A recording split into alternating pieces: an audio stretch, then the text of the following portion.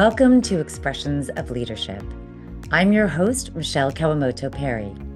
In every episode, we explore how people from educators and artists to executives and entrepreneurs lead with authenticity, rise through adversity, and share the wisdom they've gained along the way.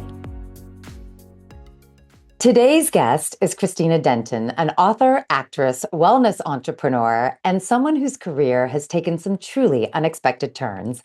What began as a path in acting, writing, fitness, and wellness eventually led her into a highly specialized field, working with men experiencing erectile dysfunction and sexual health challenges. Those experiences not only transformed the lives of her clients, but also changed her understanding of her own life and relationships, particularly her relationship with her father.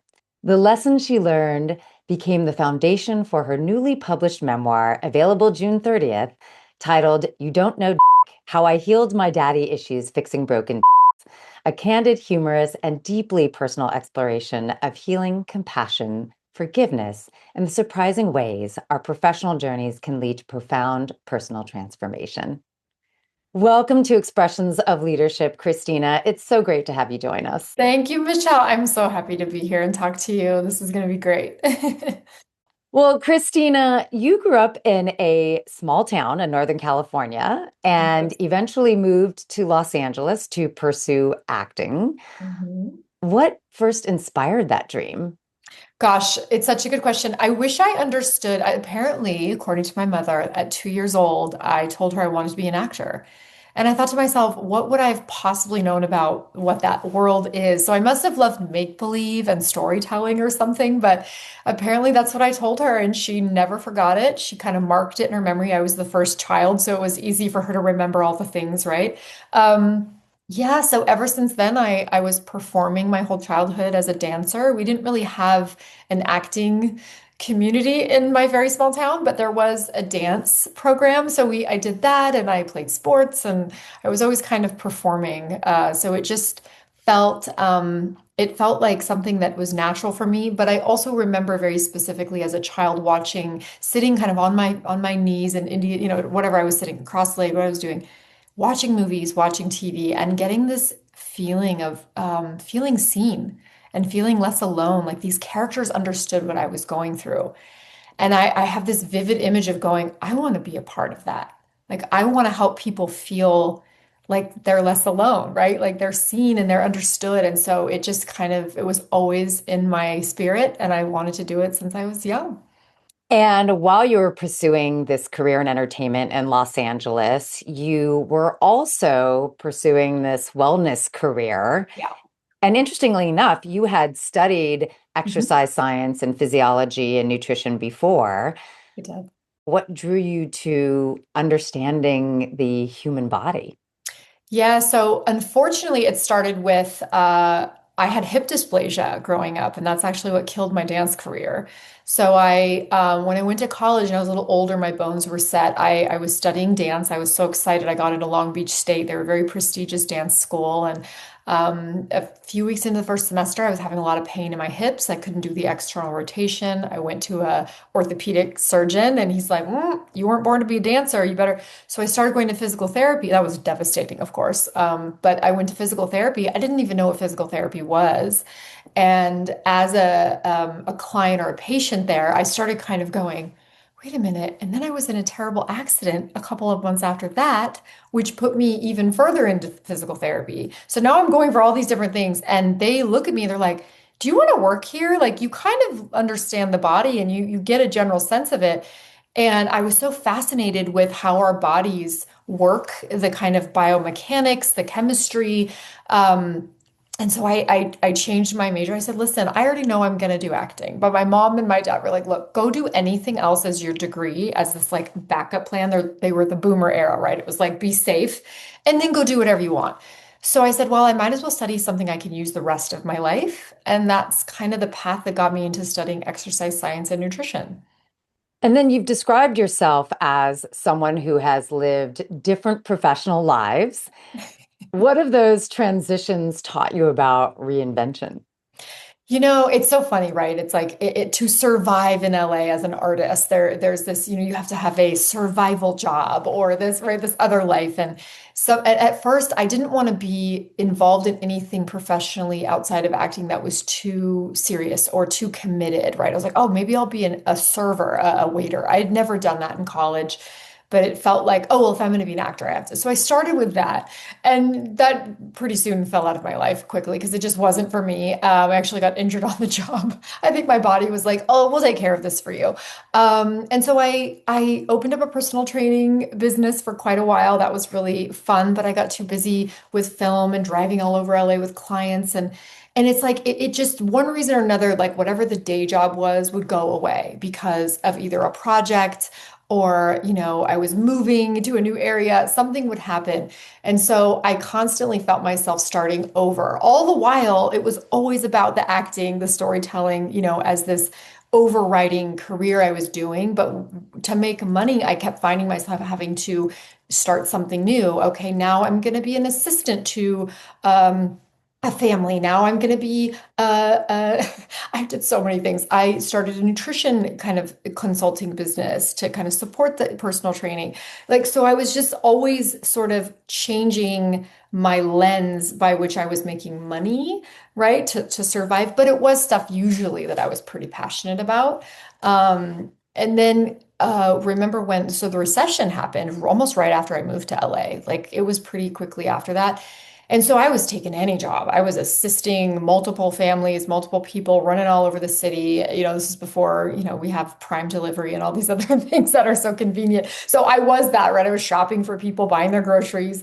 Yeah, and I think it just taught me, I would say because I always had this dream, this vision of what I was really here for, it allowed me to not really worry so much about the day job, like being another identity. It was like, I know that's not who I am. It's just making me money.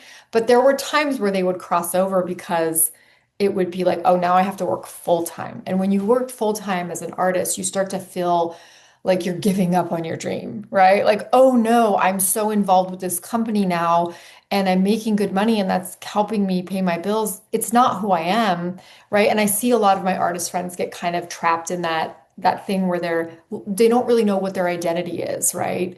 And so it's really interesting how that can happen. But yeah, you constantly reinvent yourself trying to survive here in LA for sure. And leadership often requires stepping into uncertainty, which you were doing over and over again, Yeah. before you know how things are even going to turn out. Mhm. What helped you to trust yourself when the path wasn't entirely clear? Yeah, I would say that took me quite a while to figure out. And now I've evolved to a place where I embrace uncertainty because I do trust myself. But it took a long time to learn how to trust myself. I mean, I would say I struggle with that quite a bit, even because what would happen is I'd get involved in a day job, and then I would rise to some kind of leadership responsibility role. And then I would get panicked because I'm like, oh no, I'm becoming valuable here, which is great, but also this isn't who I am. And sometimes that would cause me health problems. It would cause me, right? So it was like, I think the quest for me was about aligning myself and being able to vocalize, like, hey, I'm here to support your business, but you have to know that this is not who I am. I'm here really for this thing. And I would get asked that at job interviews. Well, are you an actor, right? Because they knew the flakiness, they knew the kind of there was a commitment problem, right? And as a business-minded person now, I completely understand that. But it put me in a position where I didn't know how to be completely authentic and honest because I didn't want to miss out on a job, but I also knew this isn't really who I am. So my loyalty got me into positions where I was working at jobs for a long time that I didn't want to be in because I just needed the money. And so I feel like the uncertainty, like I think I was constantly seeking certainty. That was a big, I would say I have to admit, it was like, okay, I know what's happening. This is temporary. I'm going to attach myself to the time period that this is just a moment in my life. I know I'm doing this acting, but acting is nothing but uncertainty, right? You have no idea where your next paycheck's going to come from or if you're ever going to get an interview or an audition. So I feel like you get used to it in one arena, but then you need something to anchor you. So I think for me, it was like the day job was almost the certain thing. And then I had the uncertainty in the acting pursuit. And you get very comfortable with that because you just never know, you know? So, yeah, uncertainty was definitely took time to get really safe with it, I would say. And were there moments that you questioned your direction or felt like you were starting over? All the time. Especially for me, it was largely either job-based or relationship-based, right? So if I was getting out of a relationship and I was moving to a new part of LA, and then I was reestablishing even where I go buy food or who I'm living with, or, you know, so it just constantly felt like I was starting over when I would enter any kind of new environment, whether it was a job or a home. And I did that many times, many times in this city. So yeah, you learn to get really adaptable and potentially, I would say for me, not look at anything as too permanent, right? If you attach yourself to things, then it's like, oh, if it goes away, you feel it more. And so you learn to get kind of like loose in possessions, material things. You're like, you know, I'm not gonna like make anything too precious. It took me a long time to actually settle and sink in and put like what I would call roots in, where I'm like, even if I live in a different home, like this is still my neighborhood, this is my community of friends. I would say the constant thing I had was friendships. Like those relationships I had stayed pretty good, but it took a while to get there, definitely. Yeah. So do you feel like having some of those solid friendships, having a foundation is what helped you to navigate change or take leaps into something new? Yeah, much easier because you know, again, changing jobs a lot in acting, again, I don't know how much of your audience is familiar, but it's like you become family with when you do, let's say you do a movie, you become very immediately connected to those people. You are immersed 12, 14 hours a day. You're working with them, sweating, just like it's very difficult blue collar work. Most people have no idea how difficult it is to make a film, no matter what your role is. And then all of a sudden, after a couple months, it's over. And then you have to move on to like a new family, right? So what I started doing is I started doing CrossFit. And once I started doing CrossFit, this I don't do it anymore, but I did it for 6 years, seeing the same people, no matter what industry they worked in, no matter what their age, at the same time of day, every day at like, you know, 6 o'clock at night that gave me this consistent community. That was the first time I ever had that. And it was so incredible because those friends have stayed with me for so many years now, even if we're at different gyms. So I did find a consistent routine. Like they definitely were my constant no matter what was happening in my relationship life or my job life. And I'm so grateful that we found that. So I think plug for me, because I love fitness always, you know, plugging into that community made a huge difference for me. We're talking with Kristina Denton about the winding path that took her from acting, wellness, and entrepreneurship into a field that she never imagined entering. After the break, we'll explore the unexpected opportunity that led her into men's sexual health and how that decision ultimately changed the course of her life. Stay with us. Leadership isn't just about strategy, it's about people. The Forward Project helps organizations cultivate strong, adaptable leaders who create thriving workplace cultures. If you're ready to invest in your leadership team, visit www.theforwardproject.co to learn how. Welcome back to Expressions of Leadership. I'm your host, Michele Kawamoto Perry, and today I'm speaking with author, wellness entrepreneur, and storyteller Kristina Denton. We've been discussing her journey from acting and wellness into a career that unexpectedly transformed her understanding of men, relationships, and healing. Kristina, at one point you were managing a wellness clinic.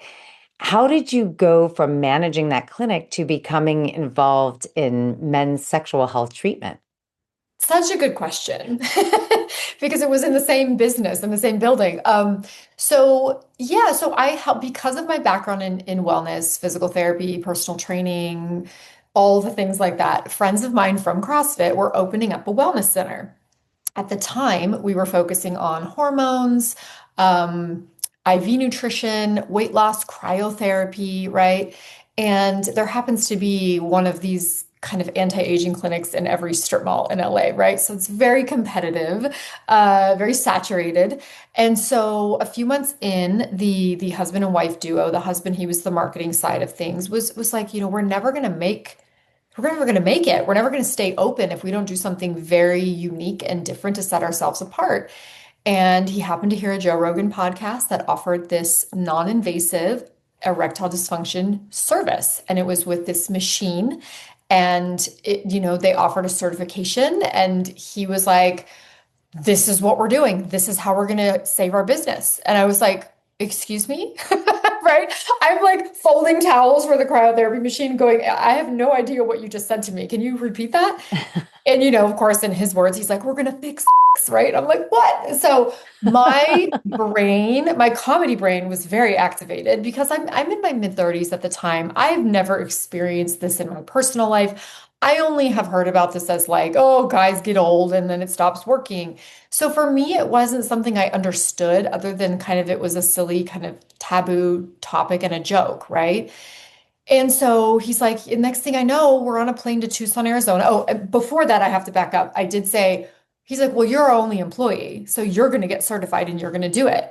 And I was like, I mean, I'm not interested, but I have questions. And also, I think you're going to need to pay me more money because I'm not making my office hour, office job rate for this. He's like, great, great, great. Let's do it. I'm like, okay, can I, and I had to really, I remember like having these conversations with myself, like, am I really going to do this? And the novelty of it was so fascinating to me. But I was like, well, I'm mature enough to handle this. I've worked one-on-one with people. This is just another body part, right? I started rationalizing and I was like, but also, this might be the most incredible story of my life. I can't, something just kept saying, do it. And so, I'm a very, very like comfortable person with taboo topics. I've never shied away from those kind of things. So I was like, okay, I can handle this. Little did I know that I was, we fly to Tucson, we have this training, and I'm looking around this room and I'm like, there's an entire industry that is here to save men's penises, right? And it's like, oh my goodness, of course there is. Why would I have never thought of it? And I'm looking at these doctors, I'm like, they are paying their mortgages with this service, like this industry. I'm like, wow, like, and I'm over here giggling about everything we're learning, looking around, like, does nobody else find this hysterical? Like, we are looking at a cross section of male anatomy blown up on a projector, and everyone's taking notes and I'm like, okay, Kristina, be mature. Like, this is a serious situation. But I couldn't find the heart in it. I could only find the funny because that's how I deal with crazy situations. And so, yeah, so it was like this wild thing and it completely changed and transformed and made their business skyrocket. Skyrocket. So it was a very genius move by him, I have to say. Yeah. And at what point did you realize that this work was about much more than just physical health? Yeah, so I have to say, just to throw this, my father died right when I got back from the training. Okay. And we knew he had cancer, it was coming. But after I got back from his funeral and everything, I was like, I can only handle funny, right? So thank God I have this coping tool that he taught me. And so in the first few months, I was like I would again, I'd come out of a room, I'd be like, I can't believe it. Well, here we go again. Here's another client, right? And of course, we weren't as busy in the beginning, right? So the clients were trickling in slowly. A few months in, we started getting busier, and I started noticing a pattern. The men that were coming to see me, their age, yes, of course, right? Although I did have clients from 18 to 80 years old, the majority of clients were in their, mid 50s, mid 60s. And I started noticing a pattern, and I started being able to, because of my acting background, I have to credit teaching me empathy, right? I started being able to look at them like, wait a minute, there's a lot of pain that I'm seeing in these guys, even if they're not admitting it right away. It's like they started to feel comfortable with me. And because I knew how to adapt my personality and my energy to each guy, like because of acting, right? I knew how to meet them where they were. So if they were comfortable divulging their personal life and telling me why they were there and like what led them there, great. If not, I would sort of just like figure out a way to make them feel safer and safer, right? And eventually I would get the real story. I would get the fact that their wife died 2 years ago and they can't even think about being with another woman. And so they don't know how to make this work again.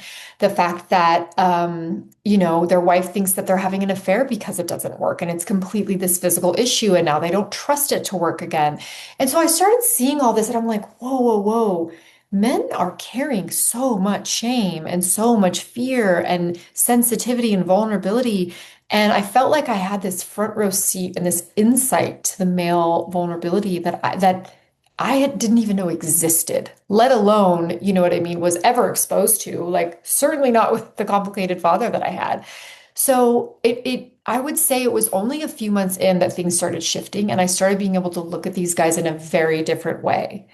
And a few months after that, I would say then what started coming over me was this I felt started feeling compelled to protect them and champion them because now I was going, okay, I see this pattern so clearly now. I've had enough sampling. Like we were like the number one clinic, I think, at the time outside of headquarters in Florida because it was such a new service, right? And we had great marketing. There were people coming from other states out of town to see me.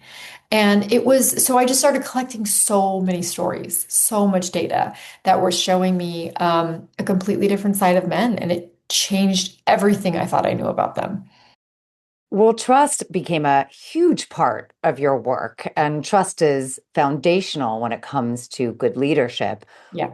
What did you learn about creating an environment where people feel safe enough to be vulnerable? Yeah. I think it goes back to what I said earlier because I have this desire to like I felt safe and seen by storytelling, right? By movies. I was like, okay, that's kind of one of my main driving factors in my life. I want other people to feel safe and seen. That's just who I am as a person because I want that offered to me, right? I want to be able to be flawed and messy and have permission to just be a disaster and people still accept me, right? So I'm like, of course, naturally, I'm going to extend that to others. So that's already kind of who I am. But I felt even more so, right? Once I realized I was meeting men at probably their lowest, if not one of the lowest moments of their life, because their expression of manhood, the thing that makes them a man, is broken. I felt a responsibility to make them do anything that I could to create safety, to create a space where they could open up to me without judgment, right? I'm not a therapist. I don't have training in that, but I think because of being an actor and really digging into the human condition for so many years, I felt like I could, again, meet them where they were at. And because of that, I think the trust was built, right? I would make them say, I was like, this is so normal. This is going to happen to everyone. You're not alone. I hear stories all the time, right? I just make them feel like, oh, that's right. There's other people going through this. I'm not crazy. I'm not broken. Like, this is just something that's going to happen. And then I would come up with solutions, right? Not just the solution of the machine doing its job. And I had to see them for 6 sessions, right? So we got very involved in this, in our relationship together. But I put them through something that I coined penis boot camp, where I would bring my training in nutrition and fitness into the room. And I created this protocol for them where I was like, guys, like, this is largely a blood flow issue. Clean up your diets, clean up your lifestyle, and I promise you things are going to start improving, right? So it's almost like tackling it from the inside out as well as the outside in. We were sort of like a two-prong approach. I'm like, this is the only way this is going to change for you. And it felt like I felt very much like their I call myself, this is so bad, but it was like I was like shepherding them into their like best penis health, right? And I'm like a wiener whisperer, right? So like, right? And I felt like it wasn't even something where I was like, ooh, I feel so empowered. Like, but I just took on that role, being this natural leader. I'm like, I am going to help you change your life, whether it's the last thing I do, right? So I became so, I don't want to say obsessed, but I became so invested in saving these guys and fixing these guys that I would go home at night and I would be studying diagrams of the anatomy, trying to understand blood flow, circulation. I'd be researching studies, trying to bring an extra layer to the protocol because it really was the Wild West of this service. There was hardly anybody. So I was trying to improve it as much as I could based on my background. And we, like I said, we got so popular. I started work. It was like 50 hours a week, 50 clients a week I was working on because I would see them once a week. It was exhausting, but it was so rewarding for me. As strange as that sounds, I really saw improvements. I saw people changing, and it felt like I was making a difference in people's lives, you know? So it filled me up with so much satisfaction, you know, to be successful for them. So yeah, crazy. And your newly published memoir, You Don't Know How I Healed My Daddy Issues Fixing Broken, grew out of these experiences. At what point did you realize that what you were witnessing professionally was also changing you personally? Yeah, I don't know if there was a specific moment, but I think that I remember okay, let me take that back. I do remember a specific moment walking out from one of my treatments into sort of like the main area where the employees were, right? And it was still only like we had some women, girls who were helping us clean the spaces, but I was the only technician still. And I remember going, why don't more people understand sexual dysfunction? Why is this so taboo? Why aren't more people talking about this? Like this is happening to everyone, right? So like the more I learned, the more I felt compelled to talk about it. And I think I don't think I was like finding a calling because I always knew I'm like, no, I'm an actor. I'm an actor, right? I'm a storyteller.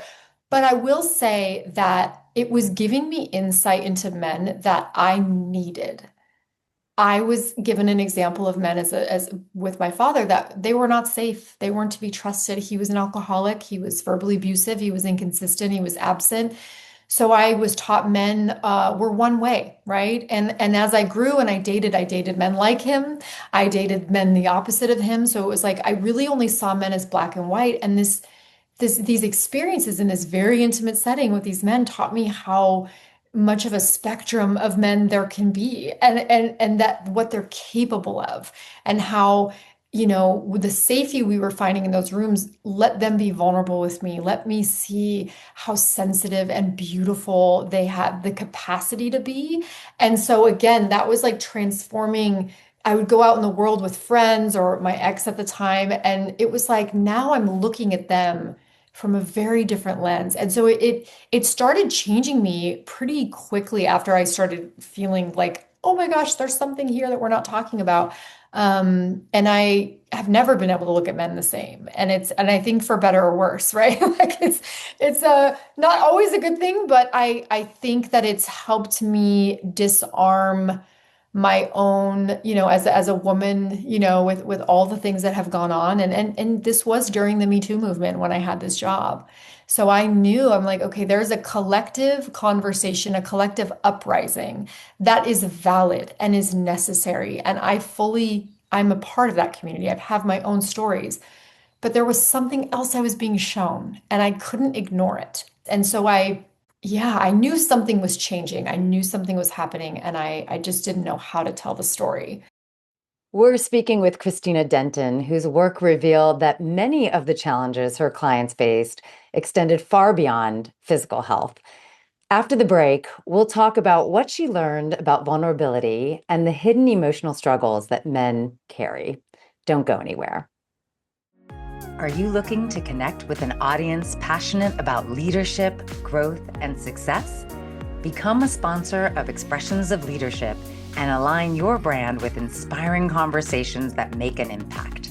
Contact us at letstalk@expressionsofleadership.com to explore sponsorship opportunities. This is Expressions of Leadership. I'm Michele Kawamoto Perry, and today we're joined by Kristina Denton, whose work in men's wellness gave her a unique perspective on vulnerability, identity, and human connection. Kristina, what surprised you most about the stories men shared with you? I would say how much shame they're carrying. And I think it comes down to feeling, are they able to perform, not just physically and sexually, but romantically, as a partner, as somebody that their wife, you know, because what happens when there's something broken in your body, in your life, right?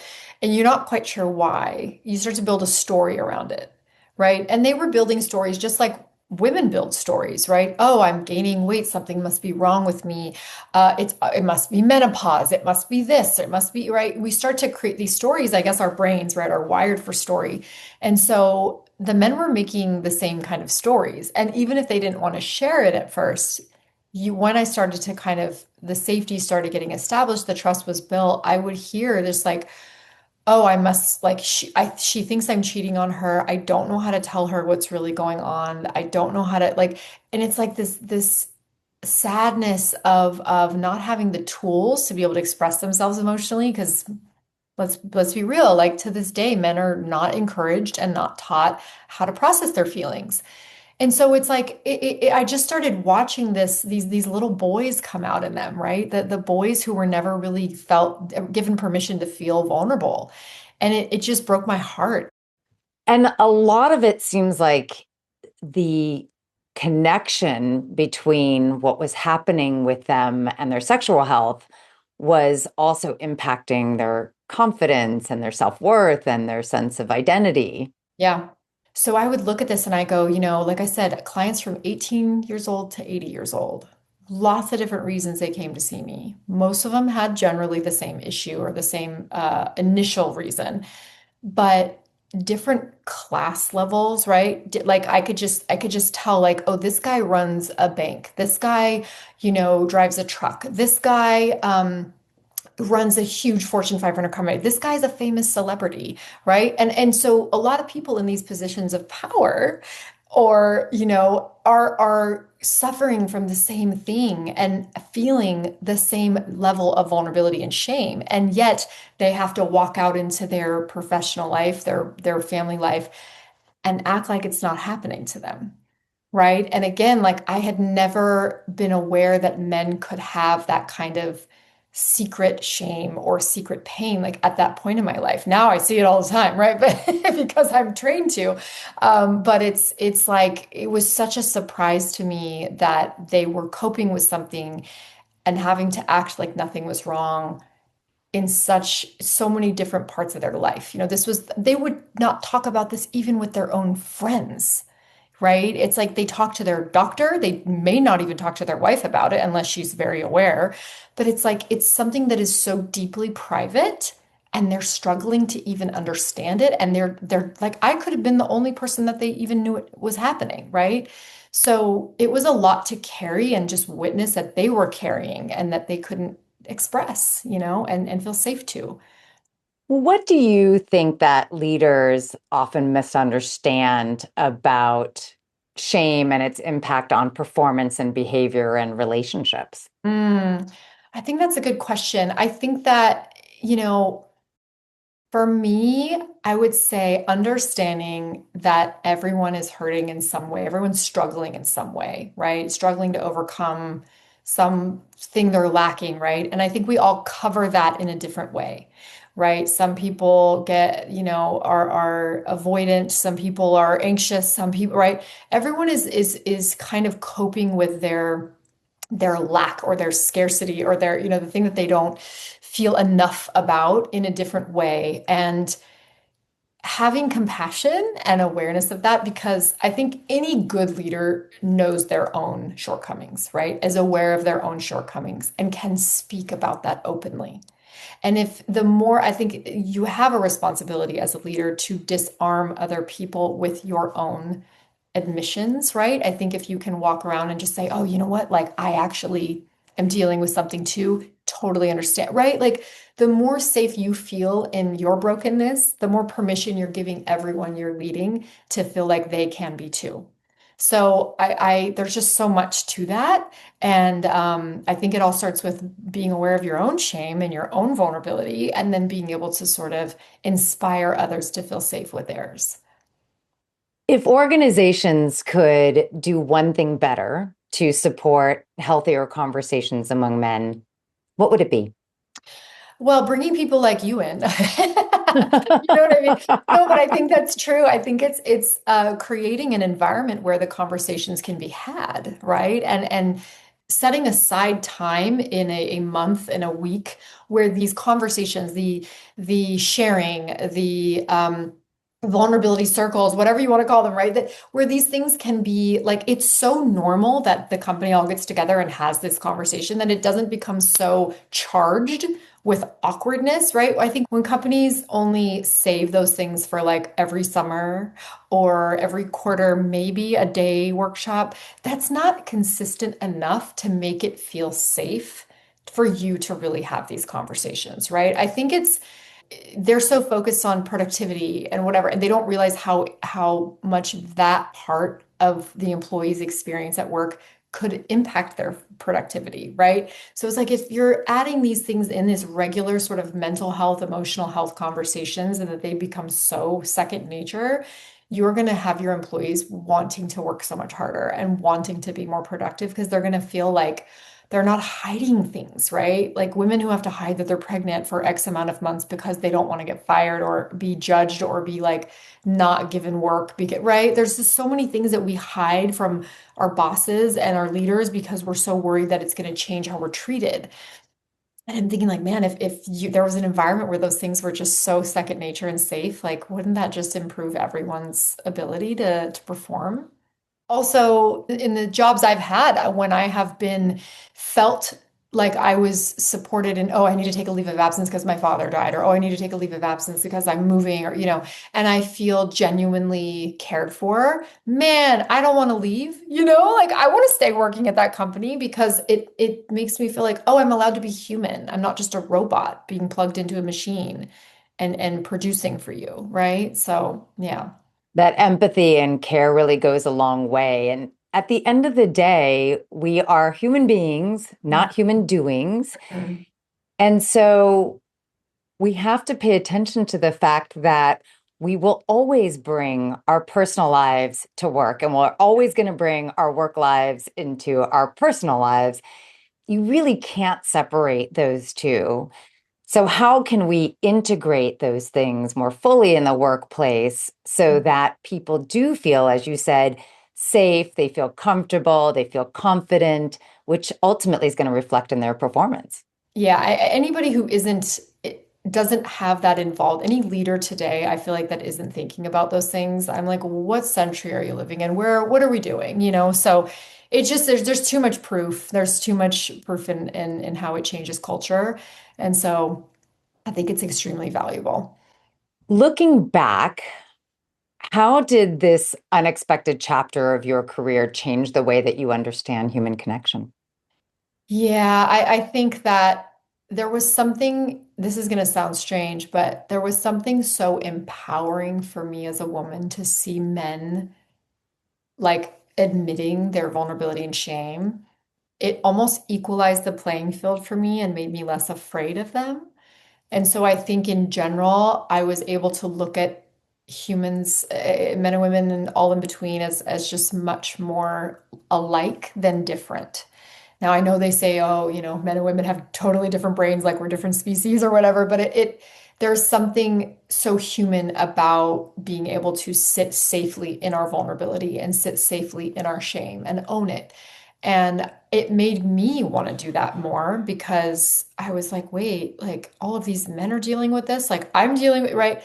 And so I think there's been an ease for me in the way that I see people, even if there's behavior I don't like, even if there's types of people that they really, it's about behavior. They behave in a way that is just really not in my frequency, where I don't feel safe. I still have an understanding of potentially where it's coming from or what they're covering and what they're avoiding and what they're afraid of. And not that I'm some just like so like a Buddha now, right? Where I'm just so evolved that nothing affects me at all. Of course not. But the awareness will never leave me because of what I witnessed in those rooms. We've been discussing vulnerability, trust, and the stories that changed Kristina's understanding of people. After the break, we'll explore how this work unexpectedly helped heal one of the most important relationships in her own life, the relationship with her father. We'll be right back. True transformation starts from within. The Forward Project partners with organizations to create meaningful culture shifts and develop leaders who inspire real change. If your team is ready to move forward with purpose, visit www.theforwardproject.co. Welcome back to Expressions of Leadership. I'm Michele Kawamoto Perry, and my guest today is Kristina Denton. As we've heard, her professional journey became deeply personal as the lessons she learned from her clients began reshaping her understanding of family, forgiveness, and healing. Kristina, during this time, you lost your father to prostate cancer, as you mentioned earlier. Mhm. What was happening emotionally for you as you balanced grief with your work? Yeah, in the strangest of ways, this clinic saved me from deep spiraling of depression. I think not just being busy, having work, right? Sometimes that's like as much as it can be it's a distraction, but in a good distraction, I think, at the time that it came in my life. But also being able to focus on other people's stories and their grief, because of course there's a grief that component of losing the function of your it feels like it came at a time that I really needed the distraction. I needed to focus on something other than myself and my pain. And then, once I started really being able to see the pattern of the stories of these men, it helped me go, "Oh my gosh, my father was in so much pain and was suffering so much, and I had absolutely no idea." So there was just so much crossover and so much beautiful education I was getting in that space, given what I was grieving. Yeah, it was a wild moment for me. Well, one of the most difficult leadership skills is balancing accountability Yes. with compassion. What did this experience teach you about holding both of those at the same time? Yeah, I mean, that's exactly what it taught me. That two things can be true at the same time. And I would say before this, I walked into everything in a very black or white dual, like just it's either this or this. There's no in between. But, what I was able to do with the information I was given is reconcile, right? That there could be a person, a man, my father, who hurt me and his behavior could hurt me, but it didn't make him necessarily a bad person. And I could separate not liking behavior instead of not liking the person, and be able to really see the hurt in them. And obviously he passed away before these lessons happened, so I never really got to have that. But I was it kind of came to me like, and I talk about this in the book, right before he died. I made peace in a lot of ways, but I didn't have the depth of understanding until after. And yeah, I mean, I think it's a really sophisticated ask to hold those two truths in your mind for anyone, but you have to hold them for yourself too. I think it's a very evolved, complex way to see the world where you say two things can be true. I can not like somebody's behavior, but I can still love them. I can not like the way they hurt me, but I can still find forgiveness and compassion. It's very difficult, but I think if you're able to find that within yourself, you can give it away much easier, right, to other people. So I think the inability to do that probably says a lot more about the person who's, rigid, unfortunately, because I was. I was very rigid before because I was protecting myself. I was protecting the hurt. Well, how has this journey then changed the way that you approach communication and relationships with men now in your own life? Yeah, I think I mean, like I said, for good, for better or worse, right? I am married. I'm like my poor husband. But in a way, it's like it's given me a lot of ability, like I said, to see through posturing and peacocking and ways that men sort of don't want to let their vulnerability be seen, right? And I'm kind of like, oh, like they're their little one, right? Like I not that I want to see them all as boys, but the boys in them when it comes out and it's obvious, whether it's friends or family or, my husband, I can pause instead of react to the behavior I'm seeing in front of me. I can pause and I can say, okay, is there something else we need to talk about? Right? Like, and so it not to become a therapist, but it just it's impossible to unknow the information. Like once you, like I said, once you have that awareness, you can't move through the world without it anymore.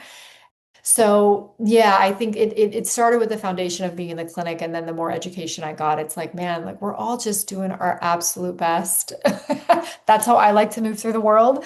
Um, and I think that nobody is people are fighting harder to protect themselves than they are to hurt somebody else. And I think we become collateral damage to other people's suffering. But when you recognize that, it helps lighten the load of the sting of maybe the pain that they're causing because you're like, oh, I know they're hurting worse than me.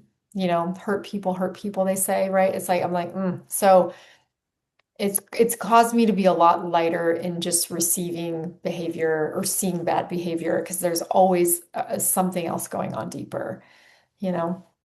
So, having all these unique professional experiences and learning from all these stories is one thing, but writing about them is completely different. What was it that eventually inspired you to write this memoir? No, it's a great question. Again, first of all, of course, I was already a writer, right? I had never written a book, but I was already a screenwriter. I was already a person who, was a fan of story and seeing the world that way, right? Capturing things. And when this experience happened to me, I knew I was in the middle of something wild just because of the transformation it was causing in my own perspective, right? On men and women and sexual dysfunction and all these things. So I knew there was something. And obviously, it took me a number of years to actually write the book for so many reasons. I would say primarily, this thing was so special to me that I didn't know how to tell it. And I actually don't think I really quite realized the impact it had on me till a few years later, right? In the middle of it, I wasn't like, oh, wow, I'm so different. No, it was just I was focusing on the men and their stories. And then it occurred to me like, wait a minute, something happened to me. And so it took some time to really put it together, but I've told people as when I've mentored other younger writers, I'm like, the one story that won't leave you alone is the one that you have to tell.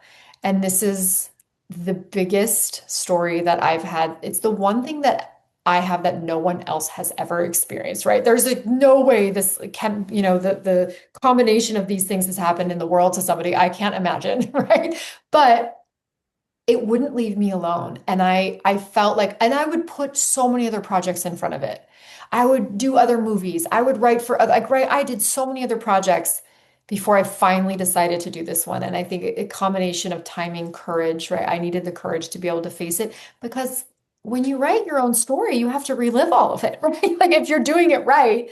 And I knew I was going to have to like stand and look at this grief. And I was going to have to stand and look at the pain I was in and really write this kind of like love letter to my dad in a way, right? That processing our relationship. And that was something I was not excited to look at again, right? Like I was like, no, no, no, no, no. And even after I wrote it, I was like, I can't. I read it out loud, like as I was writing a chapter to hear it, but I didn't want to read it again. I was like, I can't. I did it. I'm good. I don't, And then I just finished doing my audiobook, and that was a whole other thing to face, right? So, yeah, ultimately, this story would not leave me alone. It would keep me up at night. It would be always on my dream board, my vision board, my list of to-dos. And I finally decided to stop putting everything before it as of last year. So, yeah. And what conversations are you hoping your book sparks among readers? Gosh, there's a part of me that wants to say it's not my responsibility at all to decide for them, but I think is just offering a new perspective, an insight to male shame and vulnerability from a female point of view, which I'm not sure has been done, definitely not from this experience, right? And so I think I'm offering information and I want people to sort of take what they need from it. Obviously, there's a huge father-daughter component, right? If women who have had complicated fathers, even men who've had complicated fathers, potentially can find something very useful in this. But I think the thing that compelled me to write the book in the first place, I would say the reason I wrote it was because of what I learned about men. the surprise in it was what I learned about my dad, even in the writing. So hopefully something in there can help someone else feel less alone, feel seen, and that there is help available for them, whether it's specifically because of the sexual dysfunction or just grief in general, loss, shame. I think there's a permission slip to find help for that. We're going to take one last break. And when we return, we'll talk about the future Kristina hopes to create, the impact she wants her work to have, and we'll finish with some wisdom and whimsy. We'll be back shortly. Don't miss a thing.